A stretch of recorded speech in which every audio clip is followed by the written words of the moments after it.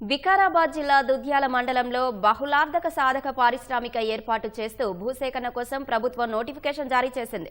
లగచెర్లలో 110.32 ఎకరాలు, పోలేపల్లిలో 71.39 ఎకరాల భూమిని సేకరిస్తున్నట్లు ప్రాథమిక ప్రకటన విడుదల చేసింది.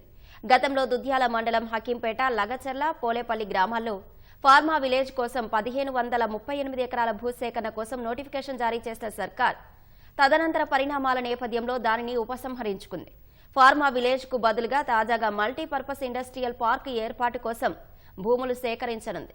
కాలుష్యకారక ఫార్మా కంపెనీల కోసం భూములు ఇవ్వబోమని ఆయా గ్రామాల రైతులు విముఖత వ్యక్తం చేసిన నేపథ్యంలో రేవంత్ సర్కార్ ఫార్మా విలేజ్ ఏర్పాటు నిర్ణయాన్ని వెనక్కి తీసుకుంది.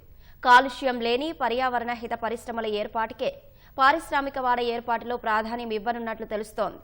పరిశ్రమల ఏర్పాటు ద్వారా కరువు పీడిత ప్రాంతమైన కొడంగల్లో యువతకు ఉద్యోగ అవకాశాలు కల్పించాలని కాంగ్రెస్ సర్కారు యోచిస్తోంది.